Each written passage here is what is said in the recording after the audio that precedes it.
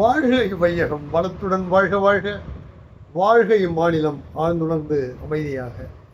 அன்பர்களே, இன்றைக்கு தத்துவஞானி வேதாத்திரி மாமணி அவர்கள் தன்னுடைய வாழ்க்கை மலரில் மதமும் விஞ்ஞானமும் என்கிற தலைப்பிலே நம்மை சிந்திக்க சொல்கிறார். வாருங்கள் சிந்திப்போம்.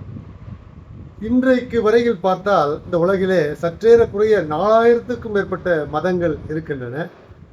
அதில் அதிக அளவிலே பின்பற்றக்கூடிய மதங்கள் என்று கணக்கில் எடுத்துக்கொண்டால் கூட 4 மதங்கள் இருக்கின்றது. உங்களுக்கு எல்லாம் தெரியும். கிறிஸ்தவ மதம், இஸ்லாமிய மதம், இந்து மதம், புத்த மதம், பௌத்த மதம் என்று சொல்கிறோமே, இந்த 4.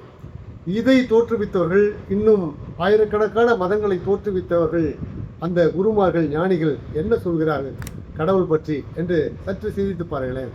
எல்லோரும் சொல்வது ஒன்றுதான், கடவுள் அல்லது தெய்வம் என்பது ஒன்றுதான். அது எங்கும் நிறைந்திருக்கிறது, எல்லாவற்றையும் அதுதான் இயக்குகிறது, எல்லாவற்றிலும் அதுதான் இயங்குகிறது என்கிற அடிப்படை தத்துவத்தை தான், அடிப்படை கருத்தை தான் எல்லா மதகுருமார்களும் ஞானிகளும் சொல்லியிருக்கிறார்கள். ஆனால் இன்றைக்கு நடைமுறையிலே அந்த மதங்களை பின்பற்றுவர்கள், அந்த மதங்களை மீது நம்பிக்கை கொண்டவர்கள் அதுவேதான் கணக்கில் எடுத்துக்கொண்டு கருத்தில் கொண்டு செயல்படுகிறார்களா என்று நீங்கள் யோசிக்க வேண்டும்.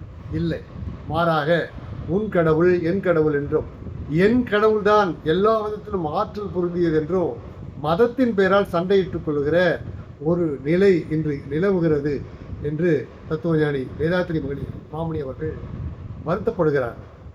மாறாக ஒவ்வொருவரும் சற்று சிந்தித்து பாருங்கள்.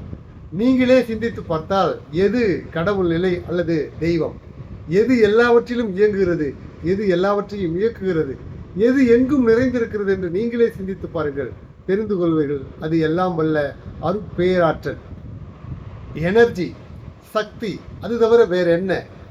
எனவே இந்த ஒன்றை நீங்கள் இன்றைய காலகட்டத்திலே மதத்தினை பற்றியும் மத கோட்பாட்டினை பற்றியும் புரிந்து கொள்வதற்கு விஞ்ஞானத்தை கணக்கில் எடுத்துக்கொள்ளுங்கள். இன்று விஞ்ஞானம் வளர்ந்து இருக்கிறது.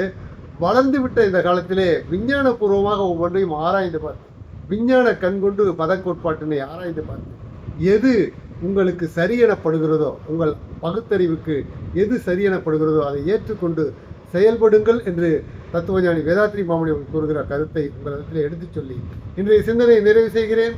வாழ்க வளமுடன், மகிழ்ச்சி.